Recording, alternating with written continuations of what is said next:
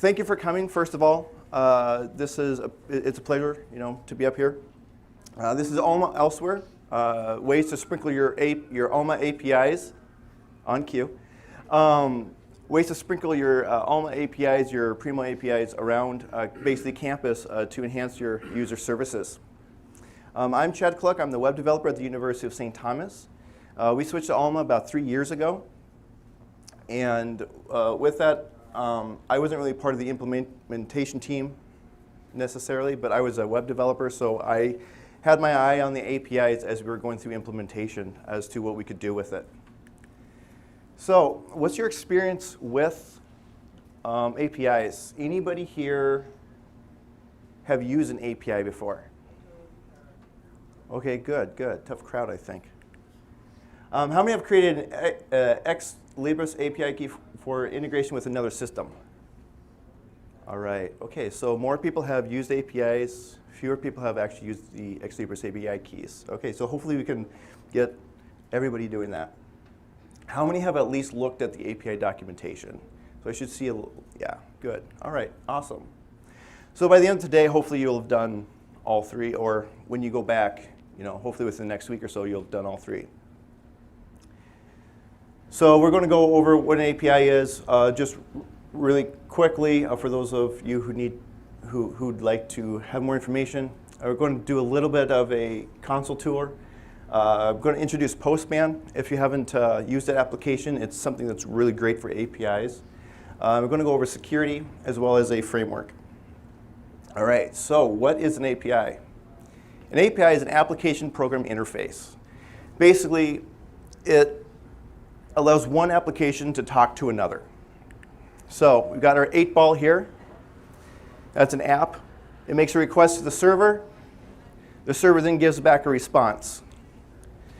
Now that 8-ball, it could be a web application, a web page. It could be an app on your phone.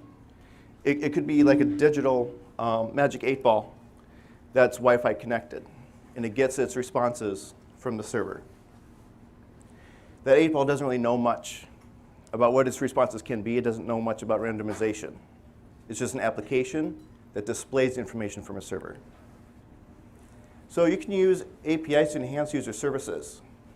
So you no longer need to rely on vendors to create custom widgets or functionality. RSS feeds are still strong, but they are kind of limited. And then you have the way to bring your data to your patrons. You can incorporate Alma data into student portals, which I'll go over. Course management systems, I'll give you an example of that. Chat and virtual assistants, we tried that, but we still learned. You can streamline processes such as invoices, as well as bulk bib edits. So for those of you who haven't seen an API, request response before, this here, when you first saw it, you probably looked at it and you just squinted at it and you were like, what the heck is this? But by now, some of you might actually just look at this and you can think, oh yeah, I see the header, I see the paragraph, and I can kind of see an image, and that image gives me enough information there that I can actually tell that it's that little construction guy, shoveling. So it's just structured language, basically. APIs aren't so different. APIs can either come through as XML or JSON. My examples here will be using JSON because that's what I prefer to work with. So this example right here, hello world, is inside of brackets, and that's basically what you could receive back from a server. That right there is an API response. It's a text string. It's a very simple text string. In fact, my examples here today, whenever you see a link here, you'll be able to go to that link on your phone, in a browser, on your laptop, on your tablet, and you can actually get back these responses. So if you went to that link right now, you would get hello world. Now what is this? Anybody know what this is? Yes? Array? It's an array. It's a list. It's a list, and then if you think in arrays, it's an array. So these are very simple. So JSON stands for JavaScript Object Notation, but it can be used with Python, PHP, pretty much any language that you use. And you'll notice, as I mentioned earlier, how you can go to this URL and get a response. On the bottom of some of my slides, I'll have a three-letter code. If you just tack on a question mark code equals in that three-letter code, you can get these same responses that I'm demonstrating up here. That's basically sample data that you can then go back, maybe write a for loop in Python, and just test things out in case you don't have access to the Alma APIs, which actually you all do. So we got the three-letter code down there. All right, so another example. What is this? It looks like we've got 2 users with user information.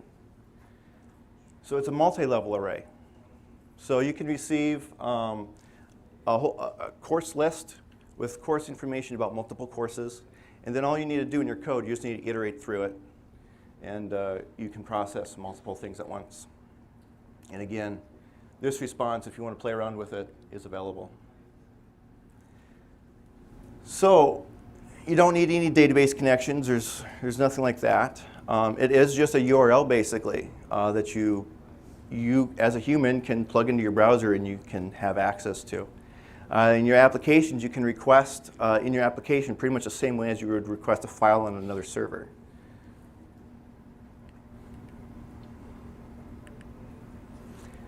So, as I mentioned before, that 8-ball has nothing. That 8-ball knows nothing about randomization. It knows nothing about the possible answers it could give. That 8-ball basically just makes a request to the server. The server knows the logic. The server knows the possible questions. Maybe the server has some magical, mythical beast living inside of it that gives you back the response. That 8-ball, it doesn't need to know anything. Just the server does. You can store all your logic, all your heavy processing on the server, and then your application can just be the user interface. So what can you do with it? Well, if we get this information back about Linus, what fees he has, as well as his loans, we can process through that. We can we turn that into HTML code, and then we can display that on a web page, perhaps like a student portal, which is what we did. So right now at the University of St. Thomas, we have a student portal. Faculty, staff, students, they can all log into it. And as soon as they log in, their library information is on the right.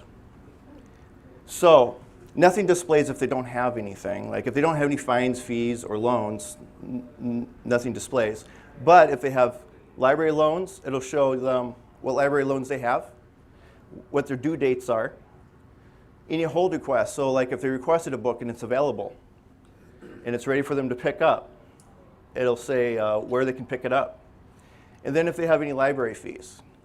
How many would love this on their student portal? All right. Well, you can do it with APIs. I didn't do anything, actually. This was one of those things that I went to our university web developers. And they were marketing this brand new portal. And I said, you know what, I have a great idea. Why don't we list loans, fines, fees, and holds? And they went ahead and they took the idea and they put it up there. I don't know what language they used. Honestly, I still have no idea. I don't think they code in PHP. I'm one of the few people on campus who code in PHP. I don't care. All I had to do is I had to give them a simple GET request. And where did I get that GET request? I got it from the Ex Libris Developers Network. I'll get to that in a moment. So basically, I told them what fields to look for in the response.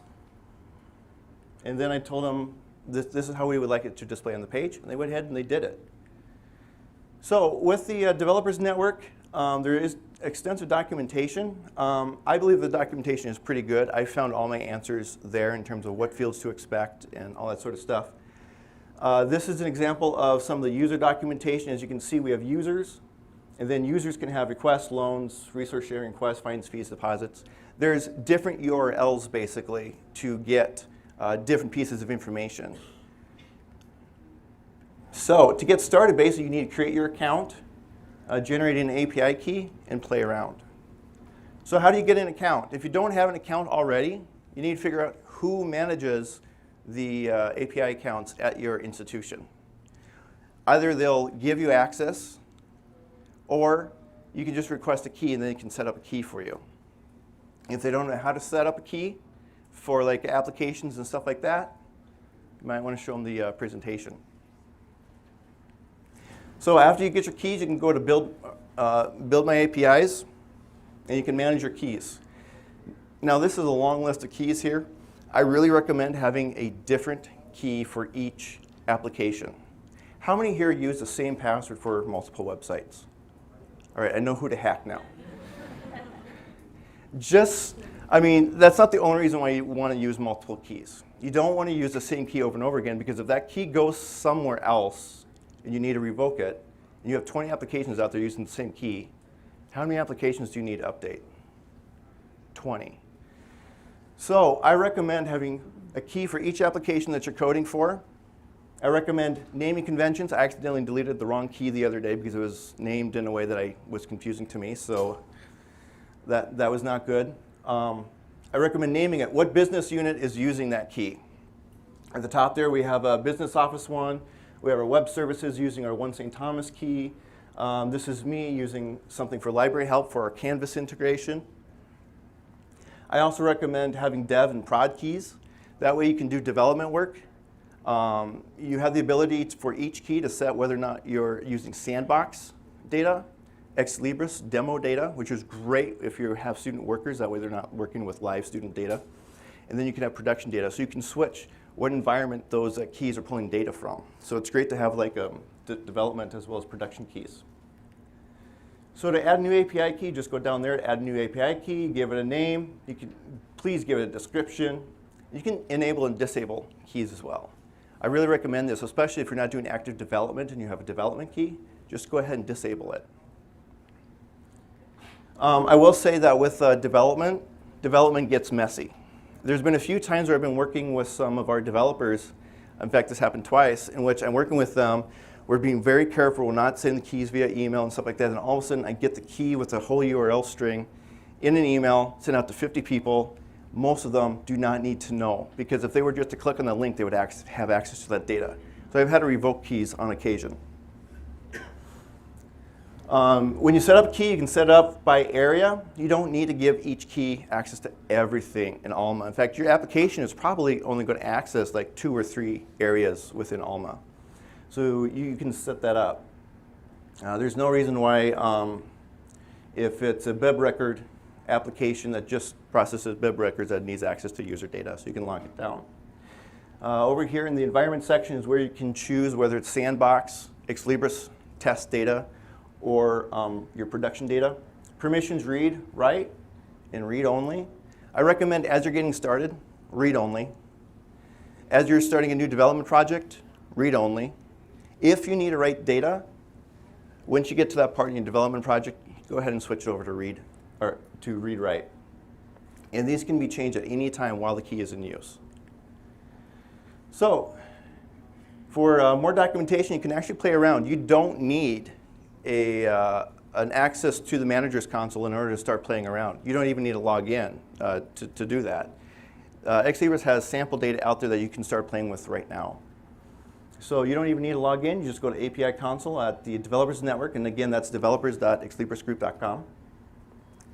On top, we'll just choose acquisitions. You can see what your options were down here. I'm going to go ahead and I'm going to choose acquisitions.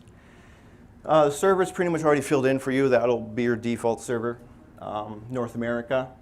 Your API key, it'll list the API keys that are available for this. This is acquisitions, so there's probably only 2 API keys that are available for acquisitions. So you just choose that, and then this is one long page, and I'm just going to go down it. So the next section, you can see that you have all the various requests that you can get. You can get all your PO lines, you can get a single PO line, you can get multiple PO line items. Right here, we've got the vendors. So what we're going to do is we're going to hit try it out. This is going to return a whole list of vendors for us. We have the ability to enter in various query parameters. You can hit execute, and then you'll get your data back. Not only do you get your data back, the data also has headers. So if you're familiar with HTTP, there's a response. There's a request response protocol, basically. And each response, not just the data that you receive that you can actually see, there's also data in the headers.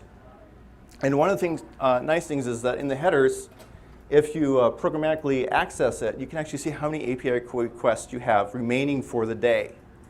You're limited in the number of API requests you can make in a 24-hour period. So if you wanted to know, well, I've been running this and I want my program to periodically check how many requests I have, maybe I need to slow it down, near the end of the day, and I want to code that in there. You can have it check the headers. You could probably even set up like a little script that, as things run, it could ping your Slack integration and let you know that, hey, you know what, you've used up a lot of your API requests for today. So that is available. So you've got data, but now what? Well, there's more information that it has. It actually gives you the URL that you can use. You can use it in your browser. I recommend that, that's just for development. But it gives you a URL that you can use. If you want to get the data back in JSON, you either need to send that in the request header. I don't do that. I basically just put in the URL. So you just need to put a @format equals JSON. In all the example links that I've given you, I've added that already, so you've already got that information. So as I mentioned, you can receive it in XML or JSON. There's a little toggle that allows you, when you get that response back, to see it in XML or JSON. That way you know what to expect. And this was a feature that I just stumbled across a few weeks ago. There's a model view. When you get back their sample data, it won't contain all the fields that are available to you. So for example, we were going through with our business office to import our invoices into our finance system automatically.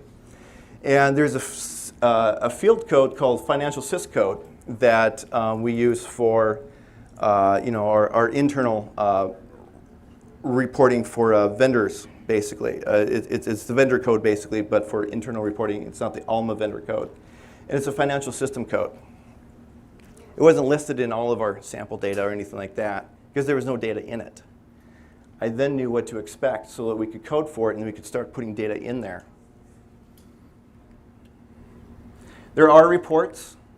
This is an example of the dashboard. So our API threshold is 2,000. This particular day we made 6,000, which puts it at 31%. If you log in at 6 a.m., and this is at 90%, you've got problems. So it's good to periodically check on that. There are reports, and these reports are just awesome in terms of like trying to figure out where your problem areas might be if you continually run out of API calls. As you can see, the green line there, that's our user data. That's our information that's going to our One St. Thomas student portal. And this is throughout the day. So you can look at it throughout the day. You can look at it throughout the past few months. I love academic calendars. You can see where the weekends are, where the breaks are, Wednesdays. You can also download the CSV files. So here, and it goes by area.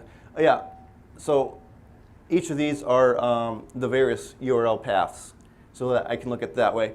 I have the ability to look at not just API area, but key. That's great if you want to know what applications are using your data, what applications are maybe data hogs or request hogs. So that's another great thing about having very different API keys for each application. You can monitor things. So there's by day. You can do it by every half hour as well. And then again, just like on the previous screen, you can change that to be, by API key or URL. And this is where you can, as I mentioned, figure out where your data hogs are. You can see that these are the various applications we have running. These are the numbers of requests each of our applications are making. And you can see which one makes the most requests. This is great in figuring out where you need to devote your time to maybe thinking about caching. So, Postman. This is a great tool for working with APIs. In fact, I think I had my biggest growth in terms of working with APIs after I discovered Postman. How many of you have used Postman? Okay, good. So this is going to be new for some of you. Awesome.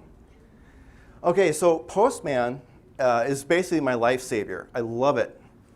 You can download Postman. It's free. There's a URL up there. For right now, we're just going to pretend we're going to be using that request that I gave you at the beginning. You fire up Postman. You have like a little browser bar, essentially, that you can type in a URL. So we're making a GET request for that, and we get back to hello world, just like you did at the beginning. So we can add a query parameter. If you click on the parameter button, you'll have like a little table view where you can add in the parameter key as well as the parameter value. You can also just type in the query string up here and it'll automatically populate this. So you can do it either way. It's pretty cool in that regards.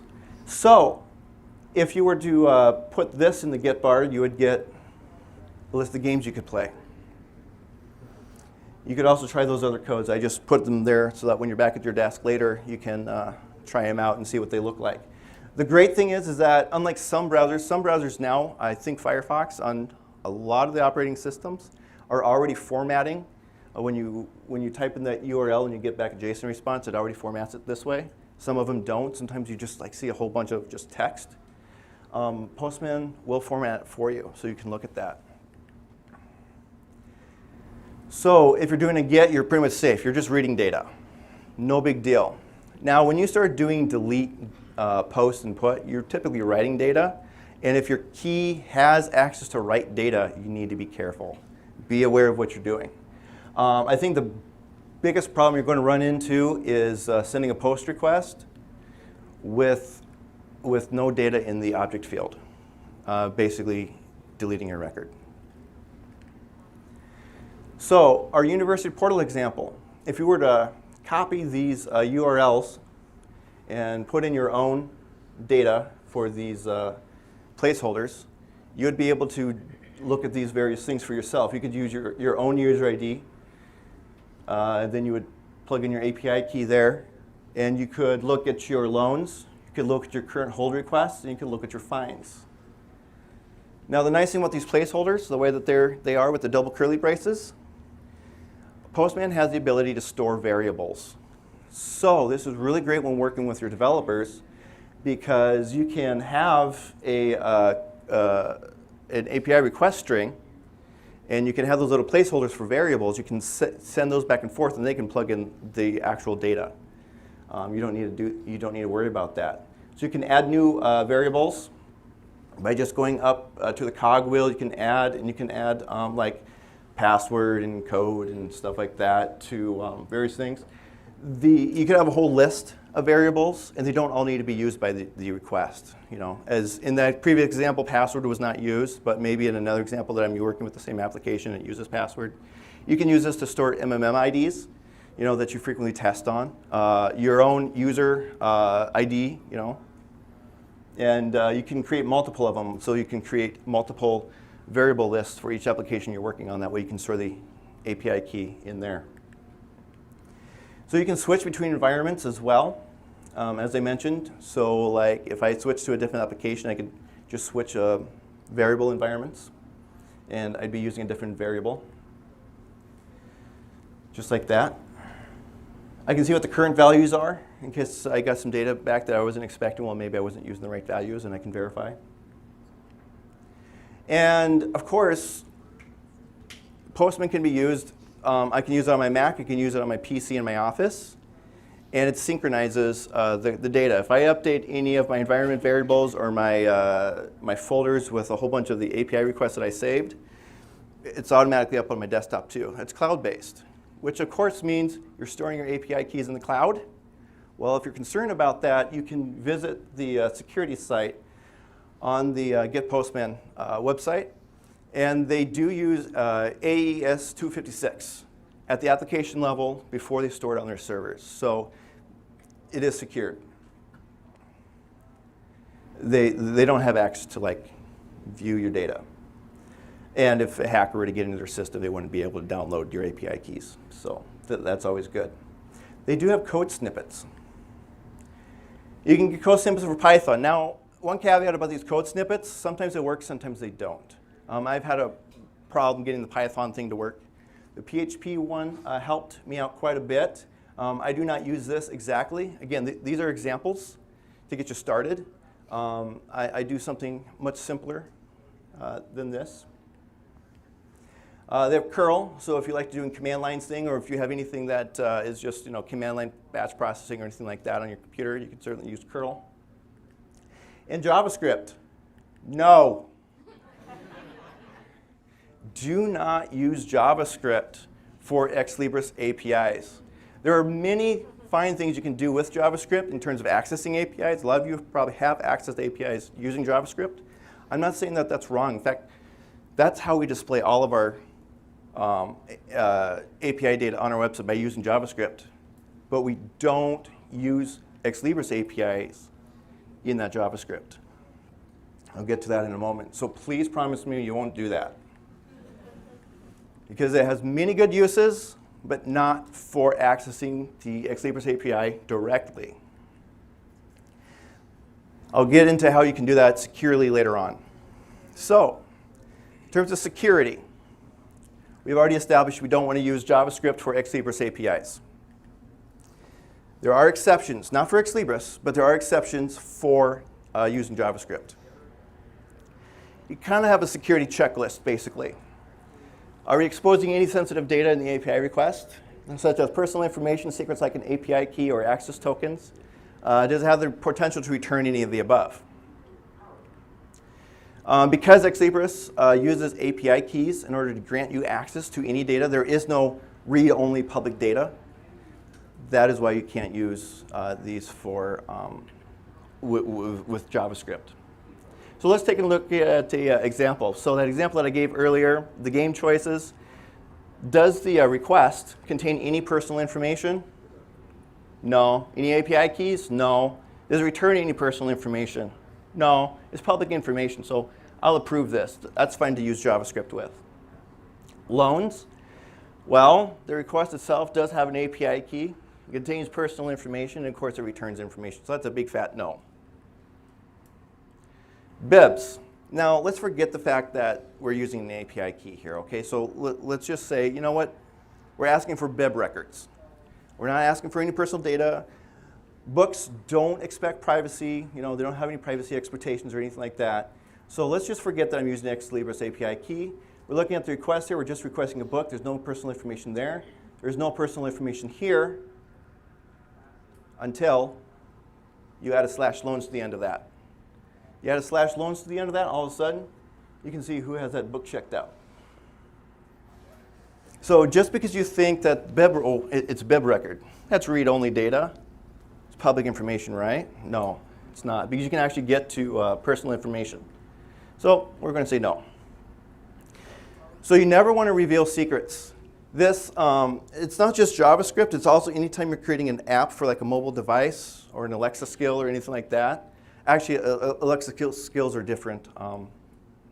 But anytime you're actually putting an application on a user's phone, you don't want to reuse the same key. You don't want to be giving your key out in an application to a lot of people. You'll hear this time and time again.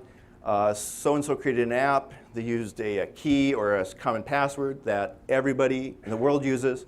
What you need to do is you need to be setting up a unique username or a unique key or password for each individual user that's using it. Anytime you give something to your client, whether it's in the browser or on an app, your key is lost. So the problem isn't really a problem. Yeah, it's a limitation, but that's what makes it pretty powerful. You have access to everything. But what you do need to do is you do need to start creating an interface. So what I do is I typically transform the data. So I have a application or a script on a server somewhere that actually makes the request to Ex Libris on behalf of my widgets and stuff. And I can transfer in the data, and this is how I do that. So we have our library web page here. And on that library web page, I have some JavaScript.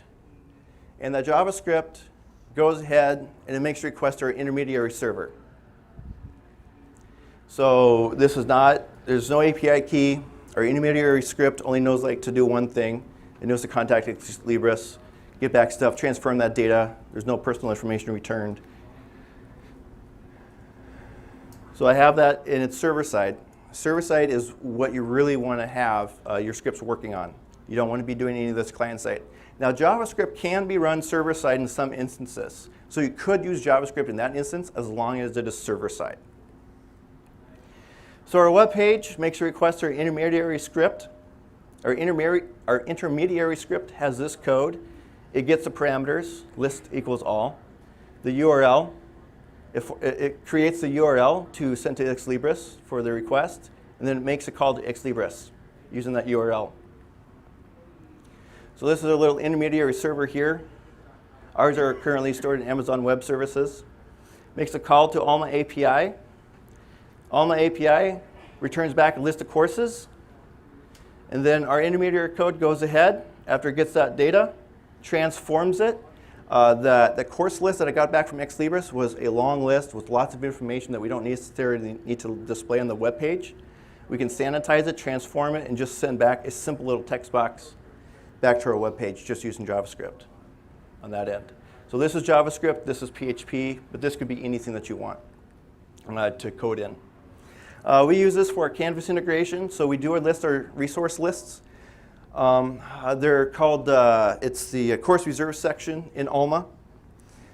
We access that through an API. We do a lookup within Canvas to match the course with the course reserves. And we display the resource list for the students for their particular course within Canvas. This integration here, all the code is available on GitHub, and there is a previous presentation that I gave about this at another conference. That video, just like this one, will be available on that website. So if you had any questions about that, you can certainly look at that. So again, the UI separates the data. Well, I mean, APIs separate the UI from the data, basically. Again, remember that 8-ball. That 8-ball knows nothing about randomization. It's just the forces of the world that it receives a response from. And this is just another diagram, visualization as to how that works. Again, we got the Alma server. We got our intermediary server. Our intermediary server can be stored on Microsoft Azure functions, Google functions. Traditionally, it's a LAMP stack, Linux, Apache, MySQL, Perl, PHP server. That's a traditional website. You can store it there. That's what we're currently doing. But we're thinking about moving to like Lambda. Lambda is like a serverless environment. And the nice thing about the intermediary, you code all the logic once. The logic for this course list thing was actually pretty complex.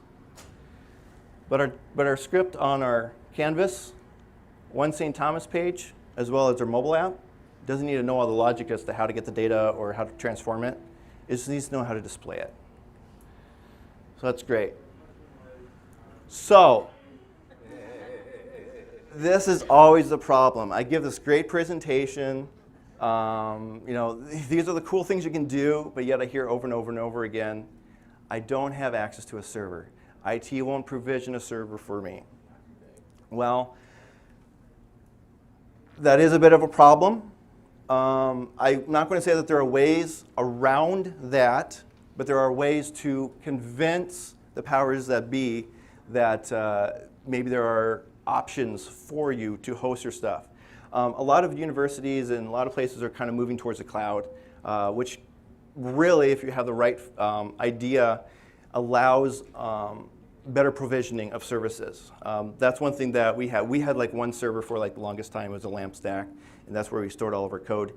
Now that our campus is moving to AWS, Amazon Web Services, we have the ability to access like Project Lambda, and we still have like our LAMP stack and stuff like that. So there are options. And as I mentioned, Microsoft Azure, Google Functions, those are also options too.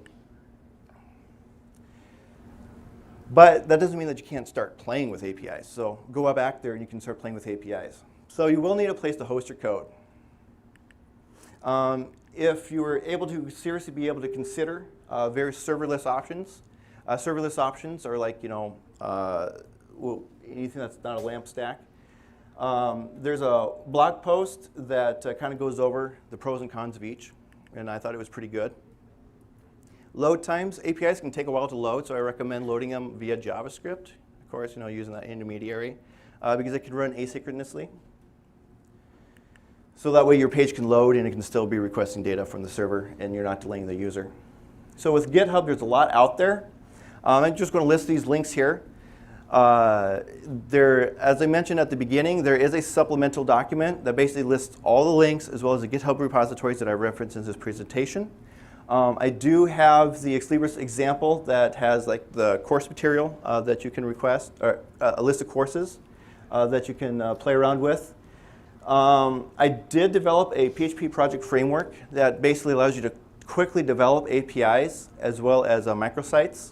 I use that extensively in pretty much any API project that I do lots of API projects where I create my own APIs, pulling data from various places, bringing it together, and then giving it off in a public feed.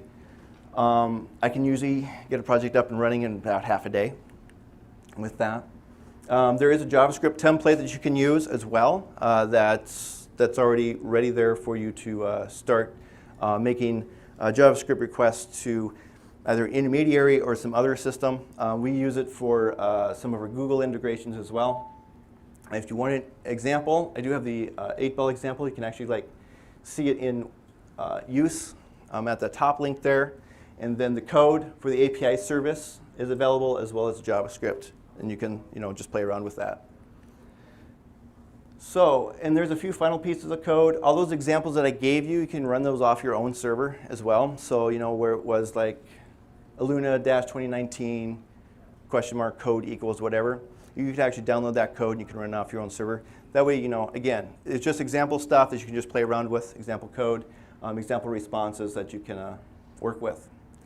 So even if you can't set up at a server environment, maybe you can set up a serverless environment, using Lambda or Google or Microsoft Functions.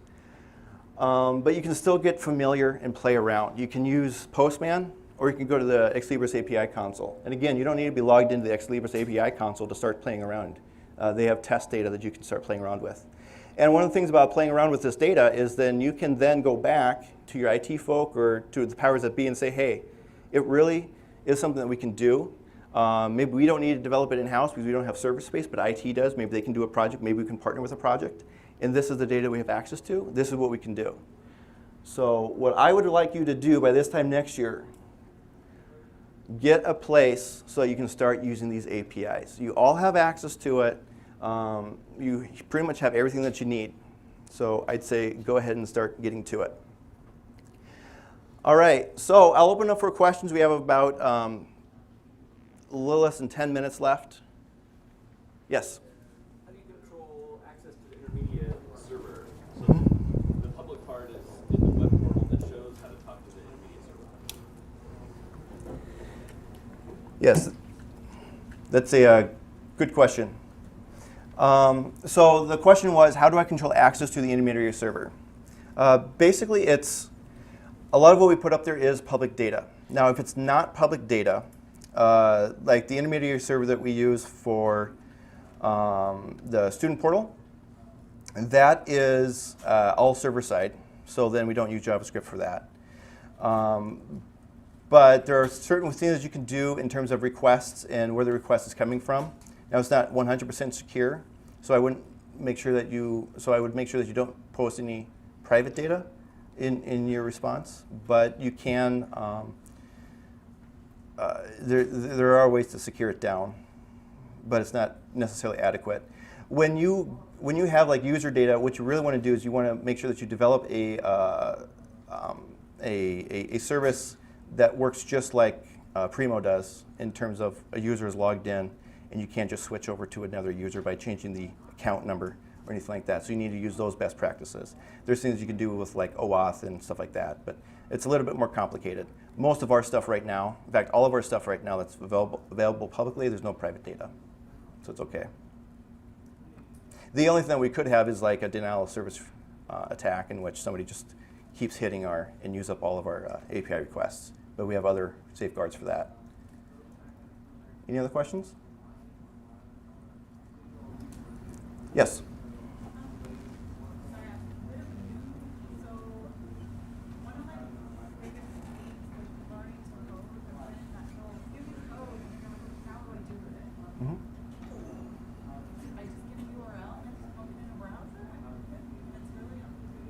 That's how you start. That's how I started. I just started playing. So the question was, one of the biggest pet peeves is that we learn this stuff, we kind of get the code, but we don't really know how to use it and stuff like that. Yeah. Again, APIs, you can just start with the browser. You get your feet wet, start playing around with the APIs, get Postman, start playing around with it there. It's got some code samples there to get you started. I actually have code samples. This presentation, I think there's like 50 more slides if you were to download it from Sched. And at the very end, there's like code samples as well to actually, like if you have PHP, to like get started with like your first API request and creating your first API response out. You have the ability to do that too, as well, of course, with the framework. But yeah, just get your feet wet, and then as you learn how to develop APIs, Python you can use, so you can use that also locally on your machine, and you can just start playing with it locally on your machine as well. So that's what I would recommend. Okay. Well, thank you.